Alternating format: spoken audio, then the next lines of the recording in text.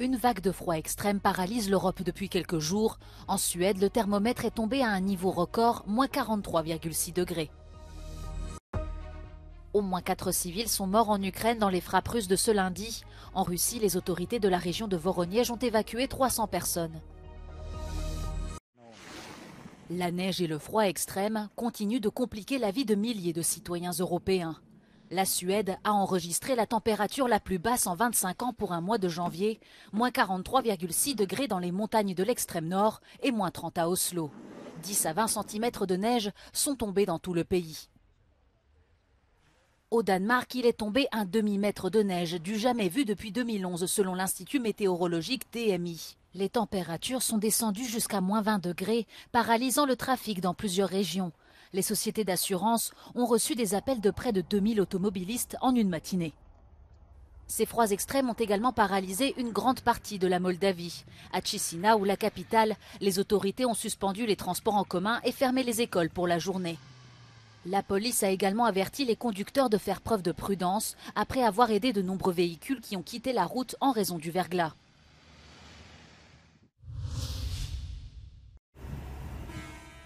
Des milliers d'agriculteurs à l'assaut des grandes villes d'Allemagne pour protester contre les mesures de restriction économique annoncées par le gouvernement d'Olaf Scholz.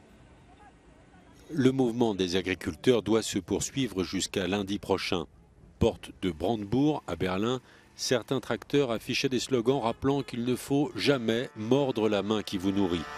Farmers are promising to block the roads for the next 8 days, despite the German government revising the 2024 budget that sparked these protests in the first place. The changes will see agricultural diesel subsidies reduced over the next 2 years before ending in 2026. But farmers say this is not enough. Dass die Bundesregierung eine Steuererhöhung einseitig gegen die einzige Branche, die weitgehend klimaneutral arbeitet, nämlich die Landwirtschaft, wir nutzen ja die Sonnenenergie hauptsächlich, verkauft als Abbau von klimaschädlichen Subventionen. Also das ist so abgrundverlogen. La grogne des agriculteurs s'ajoute à celle des salariés du rail. Un syndicat de conducteurs de trains allemands appelle à une grève de 3 jours à partir de mercredi.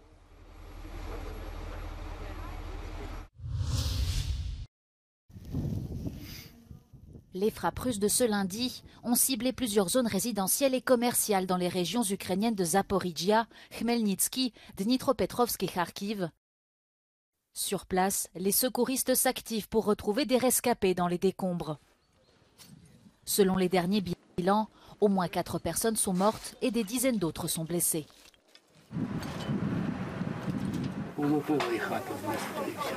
Моя сестра, вона теж була жива, це потім уже впала, потолок упав і її задавило. Dans la région de Lugansk occupée par la Russie, Moscou a reconnu qu'un avion de combat avait accidentellement largué une bombe sur la ville de Rubizhne. Celle-ci n'aurait fait aucune victime selon les autorités russes, une information pourtant contredite par Kiev qui parle de plusieurs blessés. Un accident similaire a eu lieu quelques jours plus tôt dans la région de Voronezh, où un avion russe a accidentellement largué des munitions sur le village de Petropavlovka. Les autorités de la région russe de Belgorod, à la frontière avec l'Ukraine, ont annoncé l'évacuation de 300 personnes vers des centres de refuge en raison de l'intensification des bombardements. Une mesure que Moscou met en place pour la première fois depuis le début de la guerre. Devant les membres de son cabinet de guerre, Benyamin Netanyahou a répété que le conflit dans la bande de Gaza se poursuivra jusqu'à ce que tous les objectifs soient atteints, à savoir l'élimination du Hamas et la libération des otages. Après 3 mois de bombardement et alors que les craintes d'un embrasement de la région augmentent, le Premier ministre israélien a également mis en garde le Hezbollah qui poursuit ses affrontements avec Tsahal dans le sud du Liban. Le porte-parole de l'armée a déclaré que le Hezbollah a attaqué samedi une base militaire israélienne dans le nord du pays. Ces tensions qui durent depuis 3 mois ont déjà fait des dizaines de morts, en majorité des combattants du groupe armé. En Cisjordanie aussi, la tension est à son comble. La police a tiré sur une voiture soupçonnée d'avoir foncé sur 2 Israéliens. Une petite fille palestinienne de 3 ans, passagère du véhicule, a été tuée par balle. Dans la bande de Gaza, les opérations militaires se poursuivent.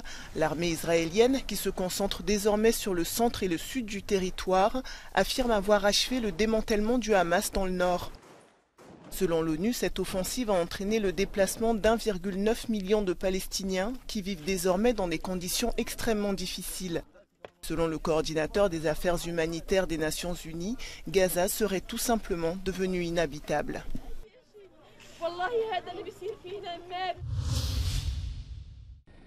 La Commission européenne a approuvé des aides d'État d'un montant de près de 4 milliards d'euros pour soutenir le secteur des technologies vertes.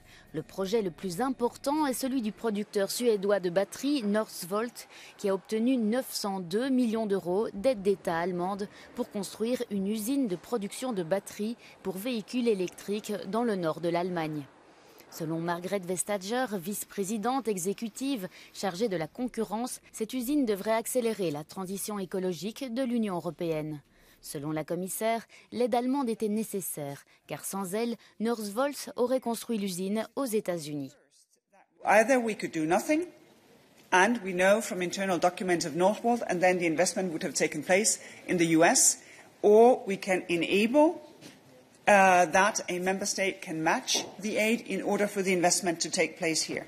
Le ministre allemand de l'économie, Robert Habeck, s'est félicité de l'approbation de cette mesure qui s'inscrit dans le cadre d'une stratégie de soutien à l'industrie européenne. And imagine we would be completely dependent in forms of renewable energy from the production of China or the US, batteries, semiconductors. That is a threat for the future. So the investments we are talking about are investments in our economic security. L'usine aura une capacité annuelle de 60 gigawatts, ce qui correspond à 800 000 à 1 million de véhicules électriques par an, en fonction de la taille de la batterie. La production débutera en 2026 et atteindra sa pleine capacité en 2029.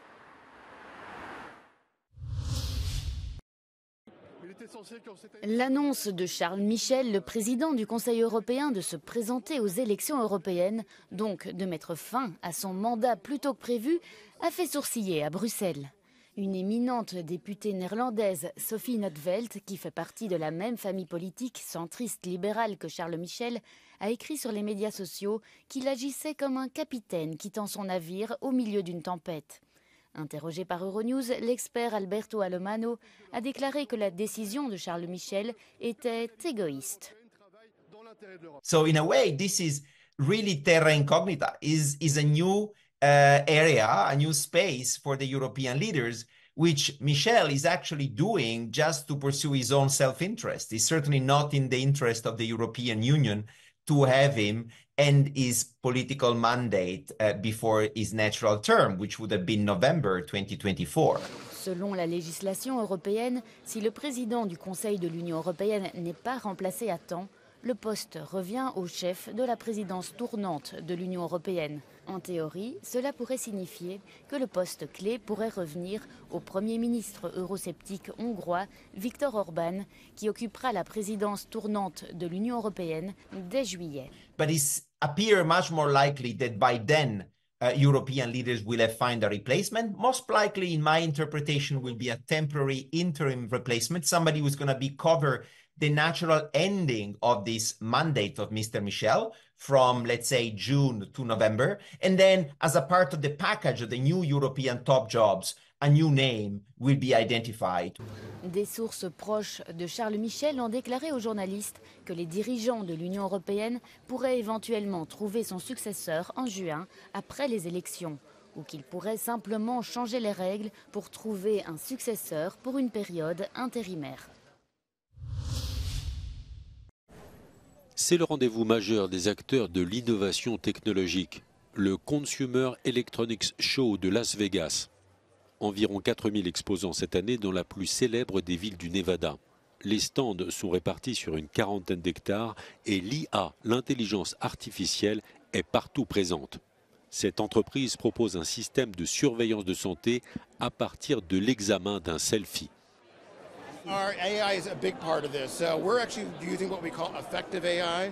Effective AI, what we're doing is we're taking physiological and psychological biomarkers and we're using that to basically understand your health condition in real time. L'IA est également utilisée dans l'espace.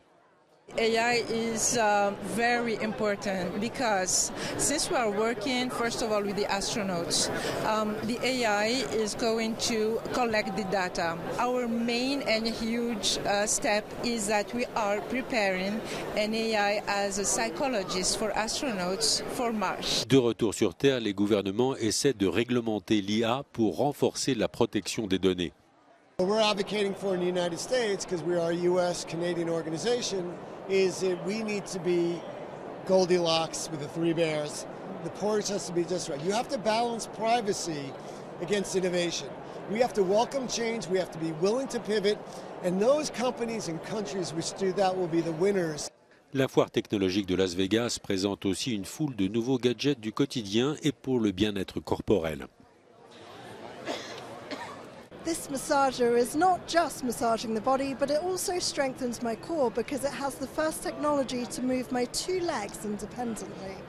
Such technology will be widely available at CES this year, which expects to see 130,000 attendees. This is Pascal Davies reporting for Euronews in Las Vegas. Considéré comme l'un, si ce n'est le meilleur défenseur de l'histoire, Franz Beckenbauer est décédé dimanche à l'âge de 78 ans. Champion du monde en 1974, celui que l'on surnommait le Kaiser avait également emmené la sélection allemande au titre en 1990. Homme clé du Bayern, Beckenbauer a remporté 4 titres de champion d'Allemagne avec les Bavarois et 3 coupes des clubs champions, l'ancêtre de la Ligue des champions. Tout comme le Brésilien Mario Zagallo décédé vendredi et Didier Deschamps, il faisait partie du cercle très fermé des hommes ayant été champions du monde en tant que joueur puis entraîneur.